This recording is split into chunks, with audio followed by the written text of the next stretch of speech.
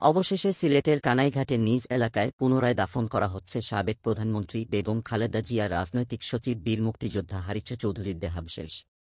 রবিবার বিকালে কানাইঘাটে তার প্রতিষ্ঠিত শফিকুল হক চৌধুরী মেমোরিয়াল এতিমখানার আঙিনায় নির্ধারিত স্থানে রাষ্ট্রীয় মর্যাদায় দাফন করা হয় মুক্তিযোদ্ধা হারিছা চৌধুরীকে।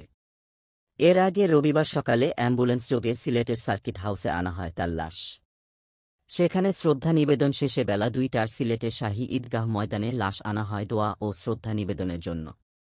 এ সময় উপস্থিত ছিলেন হারিছা চৌধুরীর মেয়ে ব্যারিস্টার সামিরা তানজিন চৌধুরী, বিএনপি ও এর অঙ্গ সংগঠনের নেতাকর্মীসহ প্রশাসনের কর্মকর্তারা।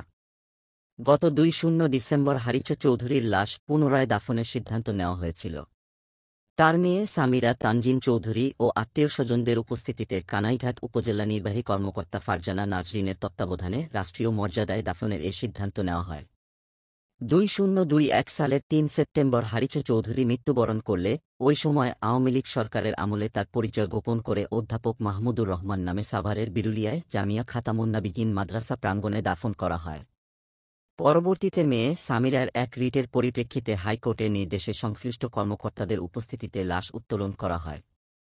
লাশ তোলার পর ডিএনএ পরীক্ষার জন্য সিআইডি নমুনা সংগ্রহ করে এবং ঢাকা মেডিকেল কলেজ হাসপাতালের মর্গে রাখা হয়।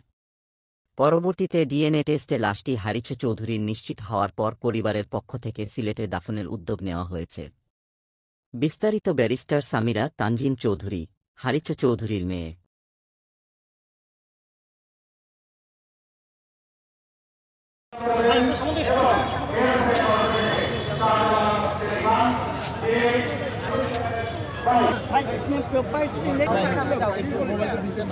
আইনি শাসন প্রতিষ্ঠিত হয়েছে, আমি সুবিচার পেয়েছি, আমার বাবার শেষ ইচ্ছা পূরণ করতে পেরেছি এবং সিলেটের সন্তান সিলেটে ফিরে এসেছেন এবং তার শেষ ইচ্ছা মতো কানাইঘাটে আপনারা যারা আমাকে সাহায্য করেছেন তাদের কাছে আমি কৃতজ্ঞ।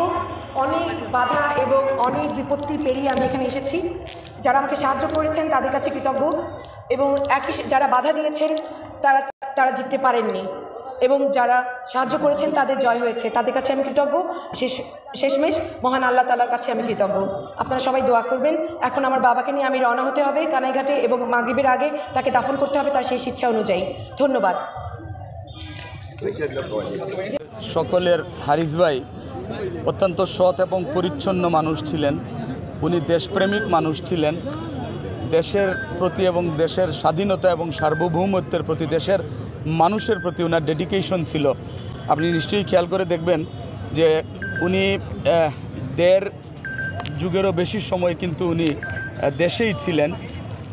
আমি একটু আগেও বলেছি যে উনি চাইলে কিন্তু বিলাসী জীবনযাপন করতে পারতেন দেশের বাইরে গিয়ে। উনি চাইলেই কিন্তু ওনার পরিবার পরিজনকে নিয়ে দেশের বাইরে যেতে পারতেন, কিন্তু সেটি উনি করেননি।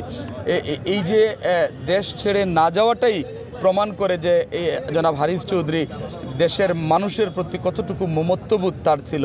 এটি তার বিগত ১.৫ দশকের কষ্টের মাধ্যমে কিন্তু উনি প্রমাণ করে দিয়ে গেছেন।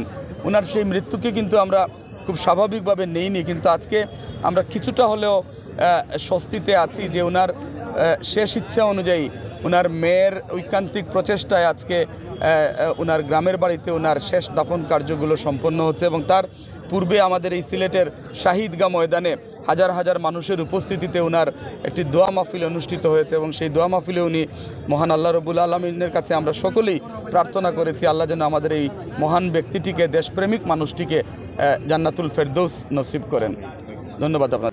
সিলেটবাসীর জন্য, তার পরিবারের জন্য এবং বিশেষ করে তার মেয়ের জন্য এটা অত্যন্ত সফলতা। আমরা দোয়া করি আল্লাহ পাক যেন আমাদের এই নেতাকে হারিছ চৌধুরী সাহেবকে আল্লাহ পাক যেন জান্নাতুল ফেরদৌস দান করেন এবং বিশেষ করে ওনার দুটো সন্তান তারা যেন এতদিন ধৈর্য ধারণ করে তারপরে এই লাশ দাফন করা হয়েছিল সেখান থেকে উঠে ডিএনএ টেস্টের মাধ্যমে তারা কিন্তু এনেছে এবং তার চেয়ে সবচেয়ে বড় আশ্চর্য জিনিস হলো উনি কিন্তু একজন ক্যারিসমেটিক লিডার ছিলেন।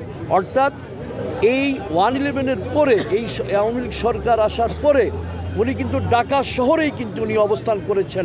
ওনার যে প্রজ্ঞা, জ্ঞান ছিল বিদায় উনি করেছেন, অর্থাৎ উনি একজন আসলেই উনি একজন বুদ্ধিমাত্তার লোক ছিলেন। তার প্রমাণ হচ্ছে উনি কিন্তু ঢাকা শহরেই বসবাস করেছেন এবং উনি এমনভাবে বসবাস করেছেন সাধারণ মানুষের জন্য, অর্থাৎ উনি কিন্তু একজন সাধারণ মানুষ ছিলেন। এই জন্য সাধারণ মানুষের মধ্যে মিশে উনি কিন্তু ঢাকা শহরে বসবাস করছেন, এটা হচ্ছে ওনার সবচেয়ে বড় বৈশিষ্ট্য। ধন্যবাদ আপনাকে। মৃত্যুবরণ হয়েছিল গত করোনায়, কিন্তু ফ্যাসিস্ট তাবেদার শেখ হাসিনার কারণে তার লাশ তার সিলেটের মাটিতে শাহজালালের পণ্যবনীতে দাফন করা সম্ভব হয় নাই। আল্লাহ লাখ লাখ শুক্রিয়া, আজকে কিছুদিনের ব্যবধানে তার মেয়ের আবেদনের প্রেক্ষিতে বর্তমান তত্ত্বাবধায়ক সরকার তার লাশ ডিএনএ টেস্টের মাধ্যমে উত্তোলন করে সিলেটে পাঠিয়েছে। আজকে সিলেটবাসী শাহী ঈদগাহ মাঠে তাকে শেষ শ্রদ্ধা নিবেদন করলো। এখন কানাইঘাটের মাটিতে যেহেতু তিনি বীর মুক্তিযোদ্ধা, রাষ্ট্রীয় মর্যাদায় তার দাফন সম্পন্ন হবে। মহান আল্লাহ রাব্বুল আলামিনের কাছে আমরা তার রুহের মাগফিরাত কামনা করি। আমার বাংলা ইনফরমেশন সিলেটের সংবাদ নিয়ে এতক্ষণ আপনাদের সাথে ছিলাম আমি এস এম শিবা।